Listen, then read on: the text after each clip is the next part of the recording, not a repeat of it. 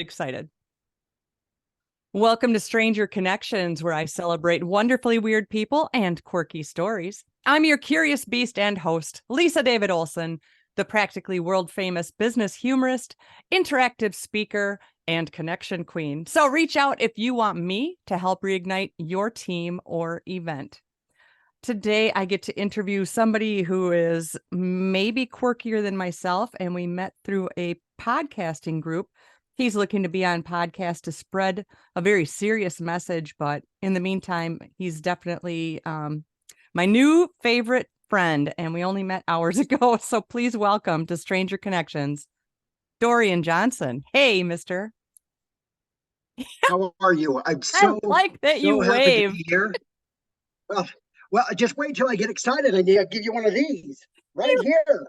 The Woo-hoo! two fists in the air, the football fan. Oh my Okay. God. When I harass people, I use the word harass. When I tease people, I always tell them up front that my humor never gets better. It's just consistent. Okay. So we got to get that one out of the way. So, I'm honored to be able to visit with you about something that is so near and dear to my heart, and yet it's something that I've learned how we can be authentic and vulnerable with each other, and we don't have to worry as much about what everybody else is thinking if we have a better understanding of this. Nice. And so you have written 2.5 books so far, and you first of all co-authored an award-winning memoir titled The View from Above, One Father's Memoir of Grief Guided to Grace. And what's the story behind that? Well, 6 years ago, about 6.5 now, my oldest son passed away. He went hiking the day or Thursday before Memorial Day weekend that year, in 2017, and he went up in the mountains, and where he went, there's it's not a big valley, but when you get up on top, you can see forever. And so he followed the trail that takes you all the way up on top. On this valley, he came down the other side, and there's no trail, and it gets really steep. There's nasty willows, and the river that goes right down the canyon. It was raging from spring runoff. And so we don't know exactly what happened, but he left on Thursday, just afternoon, and didn't hear anything from him. We searched all day Friday. Saturday morning, just before noon, we found him in the river. And so he had a pup. He had a 10-week-old pup with him that they went everywhere together. So I don't know if she got too close to the river and he tried to save her. I don't know whether he tried to take a big jump. We don't know. Have no idea, but it was just raging. But the interesting part is that when he was up on top of the mountain, there's a big rock outcropping and beautiful view. And the last text I got from him said, "This is a beast of a hike, but talk about a view." And so a year to the day that he passed, there was 10 of us who took this hike all the way to the top, and he played lacrosse. So we took one of his helmets. We took a little plaque up that said, "This is a beast of a hike, but talk about a view." And I don't know what we used, but it's still there, because I have had some friends who go back up on the hike a little bit, and they take pictures. But we also left a little container with some pens and pencils and some paper. And basically it's saying, what did it take to get up on top of this mountain? What virtues did it take? And so the book is all about our hike, looking at, there's 3 different parts of this braid, looking at the hike that we took, the lessons that I'm learning as we're taking this hike, also going back and on the search that we had for him, when the helicopters came in to look, when the search and rescue were there, but then also little anecdotes, little stories that we tell about him that makes him who he is. And what an amazing example of all the things that I have the opportunity to share with people about who not only he is, but who we are and how to define ourselves. Okay. And so that's that book. And Danielle Palmer, who is the co-author, she did an amazing job. She's a sister of Belinda, my friend who took the hike with us in the book and that. Then the second book, I wrote, there's so many myths that go along with grief. And so what I did is I call this book is called A Day in the Life of Grief. And so I take 10 different myths that go along with grief, and I break it down and say, no, this is why it's not true. It's not like the first one is we only grieve when somebody dies. That's not true. There's so many other reasons. There's so many other things that happen to us that we grieve about. But I also add that there's 10 different like secondary losses. So if we have something that happens to us, whether it be losing a child, losing a parent, getting divorced, or even losing a job, or having a dream that we can't, get to, there's certain things like a loss of purpose, a loss of identity, a loss of reality, a loss of self-trust, But so I have that, and I also have put together a couple different things. One of them is different life lessons that I learned climbing up that mountain. Okay. So like if it gets to a point where it becomes rocky and kind of dangerous, and if we slip and fall right there, we may hit our knee so hard that we have a good cut or a good gash on our leg, and we're bleeding and stuff, and we're just cussing and just why, that's horrible. Why did I even decide to come up on this stupid trail, blah blah blah. Well, at the same time, we may be in an area where the grass and all the trees and stuff are overgrowing, growing over the trail. And while we're down there, just cussing and we look over and we see a fawn, a baby deer, or a grouse nest, or something that we never would have seen if we wouldn't have had that experience. Right. There's a term for it.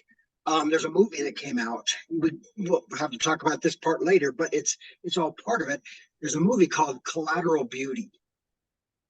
It's by Will Smith. Will Smith is in it, and it talks about him losing his daughter and the things that are beautiful because we go through trauma, the things that we learn about by going through these things that we never think that we can make it through. Like there are so many people who I've met who have gone through the same thing, or they've gone through something different, and yet the connection that I can make with them is just as strong as if you and I have both lost a child. Okay, because I know the emotions, I know the feelings, I know all of that. It's like going down a hole to different levels. I mean, when we found him in the river, and they said it was like I fell down a big hole, like 50 different levels. Okay, like I'll say it like 50 different shades of grief. Okay, so and I know that I hit 49 because in my mind I landed on my back, looking up. If I would have landed on my face, I would have been done. Okay, but laying on my back, looking up, and going through all of that, not knowing even how to function or go forward. If somebody says, this is what I'm going through, I know that I can go down to level 49 with them. I know I can do that. I don't want to. And they may say, oh my gosh, this is level, 35. I'll say in my mind, it's 10. However, I can treat it like it's level 35 because they need to be validated, right? So each one of these, there's 10 different life lessons, but each one of these life lessons go along with a different virtue. Okay. And this is where I sent okay. So I spoke at my son's farewell or funeral, and I don't know how I did, but he was with me.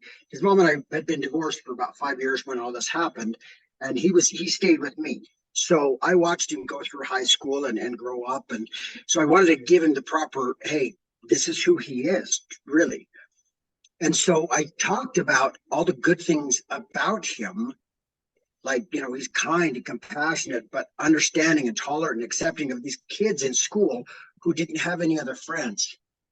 And so he was saying, and I would tell him, I'd say, you have to take a break from them. They're draining the energy from you. And he's like, Dad, they don't have any friends, and everybody deserves at least one friend, and that was always him, right? So I realized that a lot of the things that I am talking about are virtues. So I went and started doing a lot of research, and it was something that healed me like nothing I could ever imagine. Because what it is I went in and started doing some research on the word virtue, and our in the English language, it means a like excellence of mind, excellence of character. Okay. Now, if we take it back to the Greek word, it means in the plural form a manifestation of power. Which, if we're kind, there's a power that goes off from us, whether you receive my kindness or not, whether you receive my compassion or my fairness or my understanding or acceptance or tolerance or whatever. Okay. So to take that and say, okay, how does that help us heal? Well, I put together based on 10 different virtues, and I'll get this. If you want to post that up when you do this, the podcast and everything like that, that's great. Yeah, we'll include that. Okay, so here's I'm just going to say it this way. What does that have anything to do with anything? Well, if we have a loss, we have an experience, and we have a loss that we can't understand, whether it be the loss of reality, the loss of identity, whatever. There's a lot of times that we don't know how to share that hurt. So we become addicted to stuff. We become angry. I was angry. Okay. Yeah. And so until somebody says, hey, listen to me, this is why I'm angry, we don't know what to do, but there's something lacking. And so we don't understand what it is. So we believe the myth that goes along with it, right? Strong people don't grieve. Well, that's BS. Everybody has to grieve in their own way. So we go down here and say, okay, well, here's the life lesson about climbing this mountain. Here's the virtue. Now, inside the virtue, there are different elements, like the periodic table. Okay. Now, here is how. Do we have enough time for me to give just a little explanation and then? Yeah, we've got, probably about a couple of them. Yes. Okay. So here is how it works. Now, mind you, there are so many things that when you go through something like this, it absolutely just strips you down to your bare bones. And the only thing you could do is say, okay, now what? Okay, help me take a step. Okay, now what? Oh, the next step, whatever. But what happens is that we have to go back to who our authentic self. Okay. It's not an ideal self. It's nothing that we're always chasing. In a situation like this, we have to say, who are we and how did we get through this? Okay. So I have put down a lot of things and not understood what they are until somebody looked at me and said, here's how that works. Okay. So I took, I had somebody say, put together a visual for me so I can understand what you're talking about.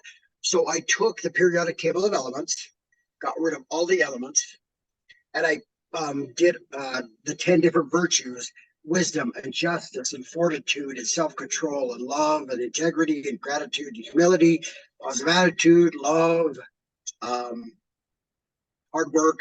So all of these have different things inside of them. Okay. And so to look at this and say, All right, what elements do we need to be authentic? Okay, so as someone was explaining how chemistry really works, they're like, "Do you know anything about the real table?" I'm like, "No." "Do you know what an electron is?" "Yep." "Do you know how they work?" "Nope." And so all of this stuff, I'm like, okay, I put this down. When somebody explains it, I'm like, okay, well, that makes sense. Okay. And I'm not going to go into all of the everything that they explained, but here is the most important part. Okay. And this is how my mind works. And this is where it's kind of quirky and yet understandable, because if we look at an atom and we say the inside of it is the nucleus, what is that nucleus for? It gives its identity, okay, because of the protons and neutrons. It gives it its own identity. If you take a proton away from it or add another one to it, what it does is it changes the identity of that element or that atom. You can never change that identity because of what it is. Okay. And I'm going to say something that may sound a little controversial, but that atom or element will never or can never identify as anything other than what it truly is. Okay. I'm going to leave it at that, but I'm going to give you an example. I wear Wranglers and boots. I grew up in the country. I'm not a cowboy. I don't ride horses. I don't ride cows. I don't go on roundups. I don't do any of that stuff. Don't fix fence. Don't haul hay. Any of that. I wear them because I like them and I like to country dance. That's why I wear them. But I will never identify as. Okay. So if we look at that, hold on. If we look at that concept, here's the identity. Now, in that atom, there's a circle that goes around that the nucleus, and it's somebody tried to use a big word called orbital. I say circle. All right, there's a circle that goes around it, and that's where the electrons are. So in the first circle, you can have up to 2 electrons in there. Okay. In the next circle, you can have up to 8, and then how many ever other circles there are. The reason I say this is because there's something called a noble gas. Okay. And so if you have the nucleus, the first circle and the second circle, in the first circle, there will always be 2 electrons. So that protects the nucleus. In the second one, there will be 8. That's the most you can have. Okay. Now, by looking at that, why is that important? It's because the most you can have is 8 electrons in that second circle. If you have 7, it's not stable. You can't have 9. So it becomes stable because it doesn't have to do anything. It doesn't have to connect with anything, another element, to feel safe or stable. Now here's the point I want to make. If we look and we say in that first circle, instead of saying electrons, let's say we're going to take 2 virtues, vulnerability and authenticity, and both of those scare the hell out of all of us. Okay, because vulnerability means that we're going to let somebody in and they could kill us mentally, emotionally, spiritually. On the flip side, authenticity, that's you and me. That's us being ourselves and risking the fact that somebody isn't going to like who we are. Who the hell cares? Okay, but those 2 protect our identity. Now, how do we protect our integrity? Which those are 2 elements of integrity. Last thing I will quickly say is this. In the second circle, all we have to do is realize what virtues we need to protect authenticity and vulnerability, courage, bravery, wisdom, logic and reason, creativity, balance, humility, uh, gratitude, all of these. So in that second circle, and we have all of this virtue, and all we have to do is wake them up. We don't have to carry around a backpack and say, guess what I got? Okay. Now, the last two things I will quickly say is this. The fact that people don't understand what this means, I'll give it an example. So if we talk about patience and someone says, oh, I'm not patient. I say, oh, well, good. Well, let's go over to the store, the grocery store, and we will go behind the oldest, lowest person, and we will be patient on purpose. And guess what else happens? We become kind and accepting and understanding and tolerant. We offer compassion. And all of a sudden, guess what? We get that. We get that oxytocin opening up, the dopamine, the serotonin, everything that we need. So do they. And anybody who is around us watching gets it as well. All we have to do is wake that up. Okay.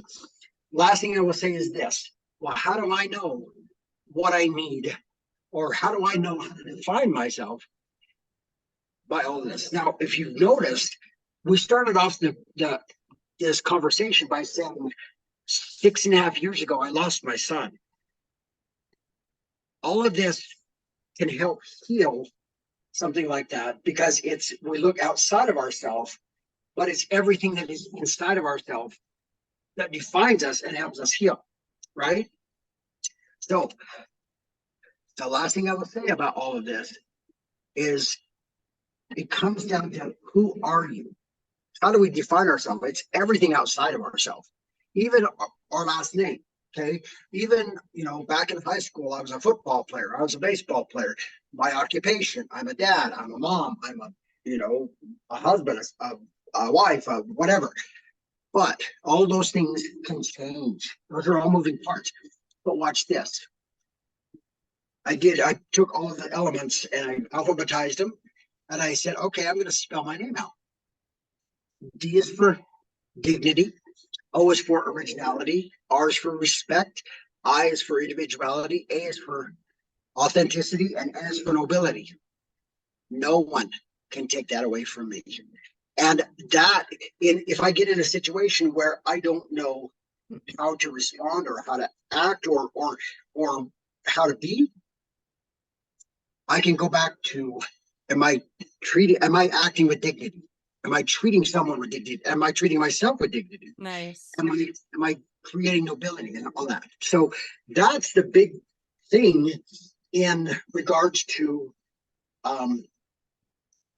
being able to look at a situation, see, and to say, I understand, I don't understand what a lot of people are going through, but this is a good virtue formula to help you heal.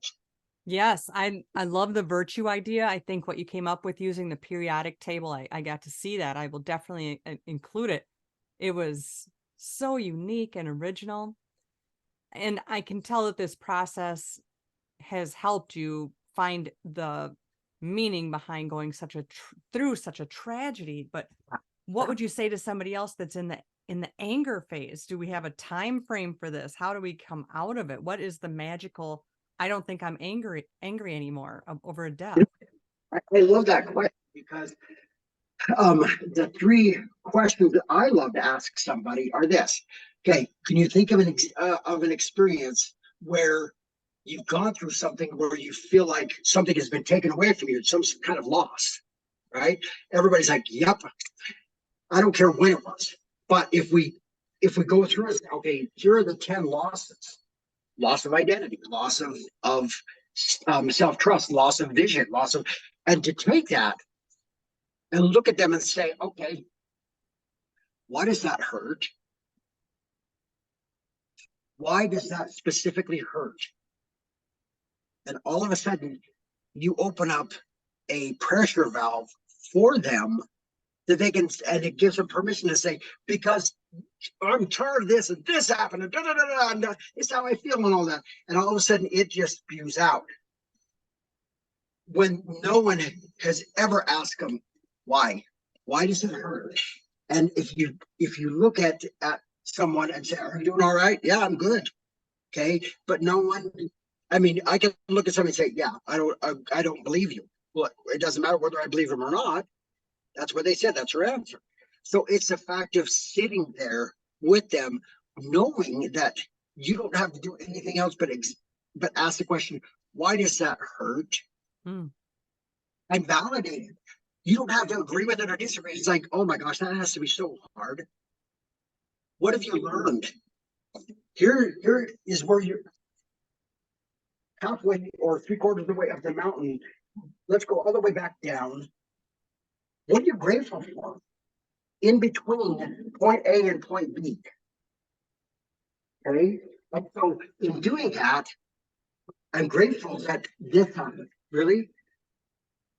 Why would you be grateful for that? Right. Exactly. Kind of what can you take from it? Even though it's gonna hurt and it's gonna suck, but you have to get through it. Because to go back down, and the very first thing that we need to talk about is gratitude, because not there it is impossible to have everything taken away from you, because we have experiences, we have knowledge, we have connections and relationships and all of these things that can never ever be taken away. Right?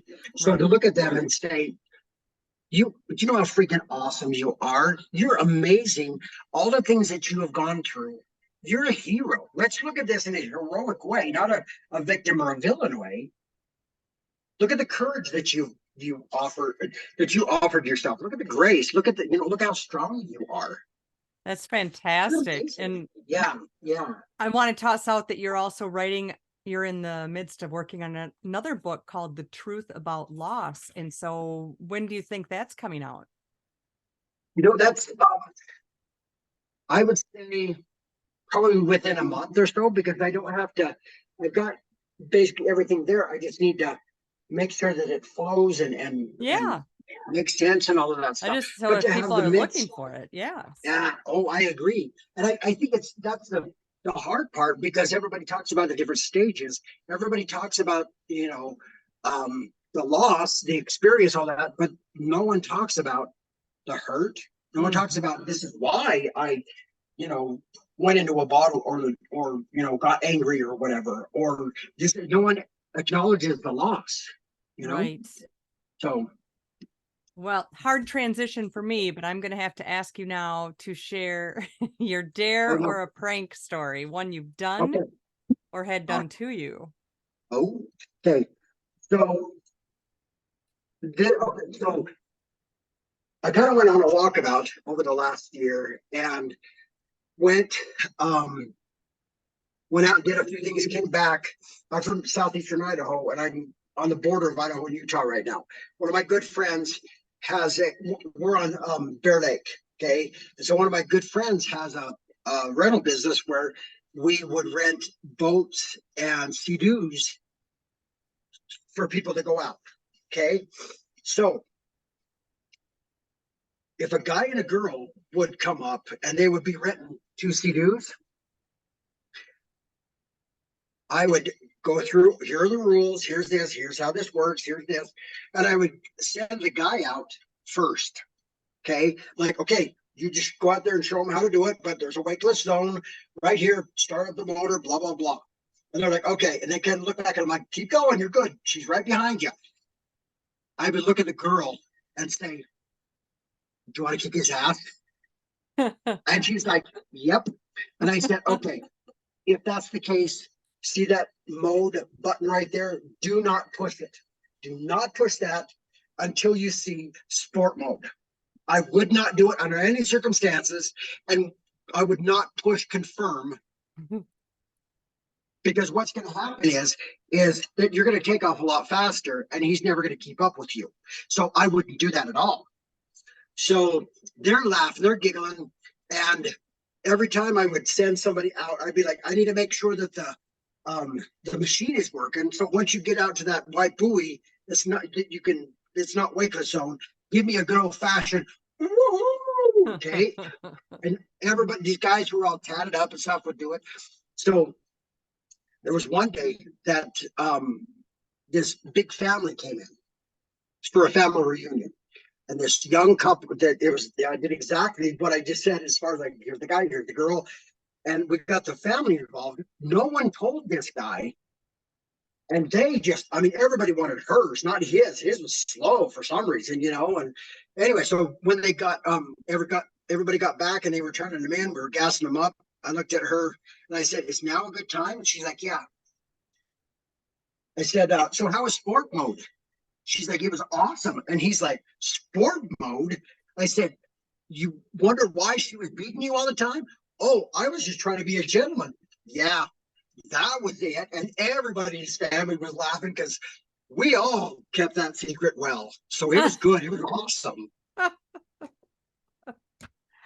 Leave it to you to figure that out and how to use it Although, to the advantage. give them one of those as they huh?